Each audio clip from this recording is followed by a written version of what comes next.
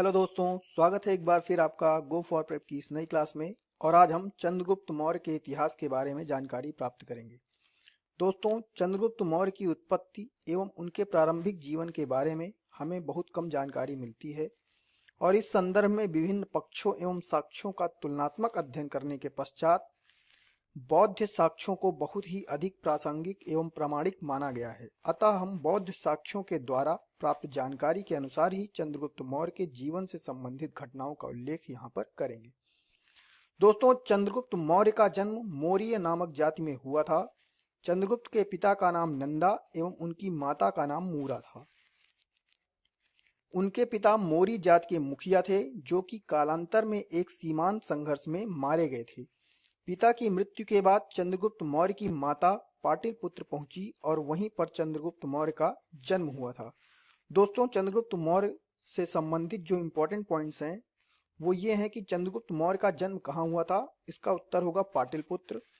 चंद्रगुप्त मौर्य का जन्म कब हुआ था। इसका उत्तर होगा 340 ईसा पूर्व। मौर्य साम्राज्य के संस्थापक कौन थे। इसका उत्तर होगा चंद्रगुप्त मौर्य।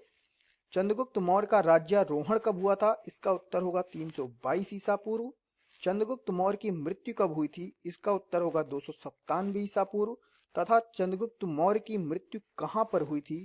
इसका उत्तर होगा श्रवणबेलगोला, कर्नाटक। दोस्तों, जिस समय चंद्रगुप्त मौर्य का जन्म हुआ उस समय उनके जीवन को लेकर कई खतरे थे और इन्हीं खतरों को देखते हुए सुरक्षा के ख्याल से चंद्रगुप्त के मामाओं ने उन्हें एक गौशाला में छोड़ दिया। गौशाला में एक गडरिये ने चंद्रगुप्त को पाया और उन्हें अपने घर ले गया। उस गडरिये ने चंद्रगुप्त का पालन पोषण एक पुत्र की तरह ही किया और थोड़ा बड़े होने पर चंद्रगुप्त को एक शिकारी के हाथों में बेच दिया। दोस्तों, आगे चलकर चंद्रगुप्त मौर्य ने एक राजकीलम नाम के खेल में अपनी प्रतिभा का परिचय दिया, क्योंकि वह उस खेल में स्वयं राजा बनते थे और अपने संगी साथियों को अपने राज्य का कर्मचारी बनाते थे। राज्यसभा में बैठकर वह न्याय का कार्य करते थे और इसी प्रकार के कई अन्य खेल भी वह बचपन में खेला करते थे। चाणक्य ने पहली बार चंद्रगुप्त को वही खेल खेलते हुए देखा था और उसने चंद्रगुप्त की प्रतिभा को देखते हुए 1000 करसापण में खरीद लिया। चंद्रगुप्त मौर्य बचपन में बहुत ही बुद्धिमान एवं प्रतिभाशाली थे और चाणक्य ने उस प्रतिभावान एवं बुद्धिमान बच्चे के जीवन को अपनी शिक्षा से नई दिशा दी, जो कि आगे चलकर भारत के इतिहास में अजर और अमर हो गई। चाणक्य और चंद्रगुप्त की मुलाकात भारतीय इतिहास की एक प्रसिद्ध घटना है। चाणक्य ज्ञान की खोज के लिए पाटलिपुत्र का भ्रमण कर रहे थे और वहीं पर उन्हें चंद्रगुप्त मौर्य दिखाई पड़े। जिस समय चाणक्य पाटलिपुत्र का भ्रमण कर रहे थे उस समय मगध साम्राज्य पर नंद वंश के शासकों का शासन था। नंद वंश के शासक धनानंद वहां के राजा थे। इतिहासकारों के अनुसार चाणक्य को धनानंद ने अपनी दानशाला का अध्यक्ष नियुक्त किया था, परंतु चाणक्य बहुत ही कुरूप थे, जिस वजह से धनानंद ने उन्हें पद से बर्खास्त कर दिया। इस अपमान का बदला लेने के लिए चाणक्य ने नंद वंश को समाप्त करने का निर्णय लिया और इसी उद्देश्य से उन्होंने चंद्रगुप्त मौर्य को खरीदा तथा उन्हें शिक्षित किया। उन्होंने चंद्रगुप्त मौर्य को हर वह शिक्षा उपलब्ध कराई जो कि किसी भी व्यक्ति के राजा बनने के लिए स्वाभाविक एवं महत्वपूर्ण थी। चाणक्य ने चंद्रगुप्त मौर्य को एक ऐसा योद्धा, एक ऐसा ज्ञानी बनाया जिसका लोहा उस समय पूरी दुनिया मानती थी। दोस्तों, आइए जानते हैं चंद्रगुप्त मौर्य की पत्नी के बारे में। दोस्तों, चंद्रगुप्त मौर्य की पहली पत्नी का नाम दुर्धरा था। ऐसा माना जाता है कि दुर्धरा चंद्रगुप्त के सबसे बड़े मामा की बेटी थी। चंद्रगुप्त के बड़े मामा राजा धनानंद के खिलाफ चंद्रगुप्त मौर्य का समर्थन करने के लिए पाटलिपुत्र आए थे। कुछ लोग दुर्धरा को धनानंद की बेटी भी मानते हैं और इतिहासकारों में इस विषय पर मतभेद है। चंद्रगुप्त मौर्य की पत्नी दुर्धरा ही अपने एकमात्र पुत्र बिंदुसार की माता थी। दोस्तों, यहाँ एक इंपॉर्टेंट क्वेश्चन है कि बिंदुसार की माता का नाम क्या था। उत्तर होगा दुर्धरा। बिंदुसार ही मौर्य साम्राज्य का दूसरा सम्राट बना था। हालांकि दुर्धरा अपने बेटे को सम्राट बनते हुए नहीं देख पाई थी, क्योंकि उससे पहले ही उनकी मृत्यु हो गई थी। जब दुर्धरा 9 महीने की गर्भवती हुई तो चंद्रगुप्त मौर्य को विषाक्त दूध से मारने का प्रयत्न किया गया था और गलती से वह दूध दुर्धरा ने पी लिया, जिससे उनकी और उनके गर्भ में पल रहे बच्चे की जान को खतरा उत्पन्न हो गया। तब आचार्य चाणक्य ने हाशिए से उनके पेट को चीरकर बिंदुसार को बाहर निकाला था। दोस्तों, चंद्रगुप्त मौर्य की दूसरी पत्नी का नाम हेलेना था।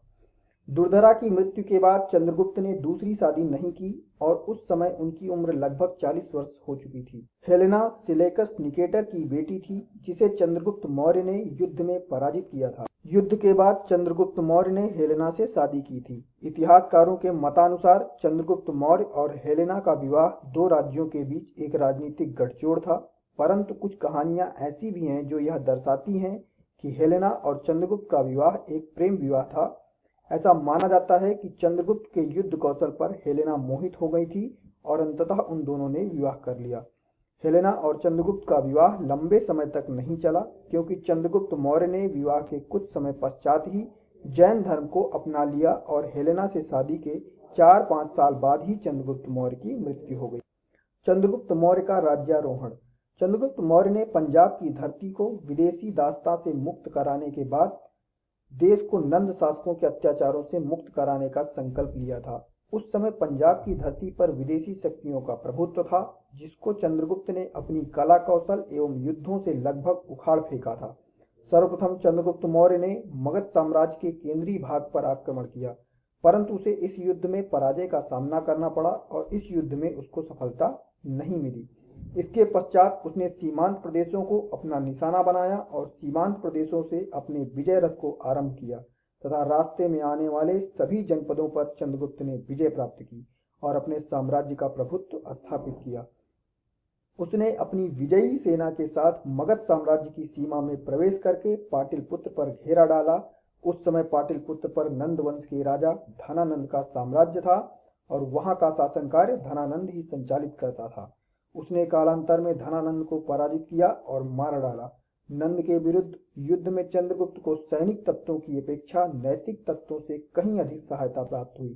चाणक्य ने इस कार्य में चंद्रगुप्त की भरपूर सहायता की, क्योंकि धनानंद ने ही चाणक्य को अपने राज्य से बर्खास्त किया था। जिस समय नंद सेनाओं से चंद्रगुप्त का युद्ध हो रहा था, उस समय नंद वंश का सेनापति भद्रसाल हुआ करता था। इस युद्ध में बहुत ही भीषण रक्तपात हुआ था। मुद्रा राक्षस ग्रंथ से यह विदित होता है कि नंद शासक की हत्या कर दी गई थी और 322 ईसा पूर्व में चंद्रगुप्त मौर्य का राज्यारोहण हुआ था। इंपॉर्टेंट क्वेश्चन दोस्तों यहाँ पर यह है कि चंद्रगुप्त मौर्य का राज्यारोहण कब हुआ था? उत्तर होगा 322 ईसा पूर्व। दोस्तों आइए जानते हैं चंद्रगुप्त और सेल्यूकस के बारे में। जब सिकंदर का राज्य अपनी चरम सीमाओं पर था, तब सिकंदर के साम्राज्य के पूर्वी भाग का स्वामी सेल्यूकस हुआ करता था। सेल्यूकस ने सिकंदर के द्वारा जीते गए भारत के विभागों को पुनः विजित करने के लिए 305 ईसा पूर्व में भारत पर आक्रमण किया। सिकंदर ने भारत के कई राज्यों पर अपना अधिकार किया था और सेल्यूकस भी सिकंदर की तरह ही एक महत्वाकांक्षी व्यक्ति था, जिसने भारत पर अधिकार करने के लिए पुनः आक्रमण किया था। परंतु इस बार यूनानी आक्रमणकारी अर्थात सेल्यूकस पूरी तरह से भारतीय साम्राज्य के शासक द्वारा पराजित हुआ। इस युद्ध में हार के पश्चात विवश होकर सेल्यूकस को संधि करनी पड़ी। इसके उपहार स्वरूप चंद्रगुप्त ने 500 हाथी भेंट किए, परंतु इस संधि की जो शर्तें थी वह सेल्यूकस के लिए अप्रिय थी, क्योंकि सेल्यूकस को अपने साम्राज्य का महत्वपूर्ण भाग चंद्रगुप्त मौर्य को देना पड़ा था। गांधार और काबुल का इलाका अब चंद्रगुप्त के अधीन हो गया था और इसके साथ ही मौर्य साम्राज्य की सीमाएं अब ईरान की सीमाओं तक बढ़ गई थी। दोस्तों आइए जानते हैं चंद्रगुप्त मौर्य की उपलब्धियां एवं उसकी विजयों के बारे में। चंद्रगुप्त मौर्य एक बुद्धिमान, कुशल योद्धा एवं परमवीर शासक था। उसका बचपन बहुत ही संघर्षमय था। वह अपने पराक्रम, परिश्रम और निपुणता से भारत के इतिहास का प्रथम सम्राट एवं प्राचीन भारत का एक प्रमुख सम्राट बना। वह प्रथम भारतीय साम्राज्य निर्माता एवं एक कुशल प्रशासक के रूप में इतिहास में विख्यात है। उसने अपनी प्रतिभाओं और योग्यताओं से सम्राट का पद प्राप्त किया था। चंद्रगुप्त के समय में भारतीय साम्राज्य का विस्तार बहुत ही अधिक हुआ और उसने लगभग समस्त भारत पर अपना शासन स्थापित किया। चंद्रगुप्त मौर्य के साम्राज्य की सीमाएं ईरान तक फैली हुई थी। चंद्रगुप्त मौर्य का शासनकाल लगभग 24 वर्षों का था। वह एक महान विजेता था। एक महान विजेता होने के साथ ही साथ वह कला एवं साहित्य का प्रेमी भी था। चंद्रगुप्त के समय में पश्चिमोत्तर भारत पर सिकंदर का शासन कार्य हुआ करता था। सिकंदर एक विदेशी था और भारत की धरती पर विदेशी आधिपत्य को देखकर चंद्रगुप्त मौर्य बहुत ही दुखी था। चंद्रगुप्त मौर्य के सलाहकार चाणक्य विदेशी आधिपत्य के घोर विरोधी थे। चंद्रगुप्त मौर्य का प्रथम कर्तव्य और अभिलाषा यही थी कि वह विदेशी शासन से भारतीय धरती को मुक्त कराएं। उसकी योजना यह थी कि वह सर्वप्रथम भारत में फैले यूनानी शासकों को सफाया कर दे और उसने इस कार्य को करने के लिए निकानोर और फिलिप की हत्या भी करवा दी। जब सिकंदर को इस बात का पता चला तो वह बहुत ही क्रोधित हुआ, परंतु चंद्रगुप्त के इस विद्रोह के खिलाफ सिकंदर कोई भी कारगर कदम उठाने में असमर्थ था। धीरे धीरे करके चंद्रगुप्त ने यूनानियों को भारत से निकालने में सफलताएं हासिल की। इसी कारणवश चंद्रगुप्त को मुक्तिदाता भी कहा जाता है। जब 323 ईसा पूर्व में सिकंदर की मृत्यु हो गई, तब चंद्रगुप्त की योजनाओं को और अधिक बल मिला और उसने यूनानियों की पारस्परिक कलह का लाभ उठाते हुए यूनानियों के साम्राज्य को लगभग धराशायी कर दिया। चंद्रगुप्त मौर्य को मुक्तिदाता इसलिए कहा जाता है क्योंकि उसने मगध की जनता को नंदों के अत्याचारी शासन एवं शासकों से मुक्ति दिलाई और दूसरी तरफ उसने यूनानी आक्रमणकारियों का लगभग सफाया कर दिया और विदेशी ताकतों से भारत को मुक्त करा दिया। चंद्रगुप्त मौर्य ने उत्तर भारत के साथ साथ दक्षिण भारत में भी अपने विजय अभियान को बढ़ाया और दक्षिण भारत के कई राज्यों को अपने प्रभुत्व में ले लिया। इतिहासकारों के मतानुसार वृद्धावस्था में चंद्रगुप्त ने अपना राजपाट छोड़कर जैन साधु भद्रबाहु का शिष्य बन गया। चंद्रगुप्त मौर्य ने अपनी असीम सैन्य शक्ति एवं युद्ध कौशल के बल पर लगभग समस्त भारत का एकीकरण कर दिया था। प्रारंभिक विजयों के परिणाम स्वरूप चंद्रगुप्त का साम्राज्य व्यास नदी से लेकर सिंधु नदी तक के प्रदेश पर हो गया था। जिस समय चंद्रगुप्त मौर्य की मृत्यु हुई उस समय उसके साम्राज्य का विस्तार पश्चिम में हिंदकुश पर्वत से लेकर पूर्व में बंगाल की खाड़ी तक तथा उत्तर में हिमालय की श्रृंखलाओं से लेकर दक्षिण में मैसूर तक था। इस प्रकार हम उपरोक्त जानकारियों के आधार पर यह कह सकते हैं कि चंद्रगुप्त मौर्य एक चक्रवर्ती सम्राट था जिसने शासन संबंधी सुधारों को नए आयाम प्रदान किए और हम उसे दुनिया के महानतम सम्राटों की कोटि में शामिल कर सकते हैं। उसके शासनकाल में प्रजा और शासक के बीच पिता एवं पुत्र का संबंध हुआ करता था। दोस्तों, हम आशा करते हैं कि यह वीडियो आपको बहुत पसंद आया होगा और हम SSC, IAS, PCS से रिलेटेड बहुत सारे क्वेश्चंस और आंसर्स अपने YouTube चैनल पर अपलोड कर रहे हैं। तो आप हमारे YouTube चैनल को सब्सक्राइब कीजिए ताकि वो जानकारियां आप तक जल्द से जल्द पहुंच सकें।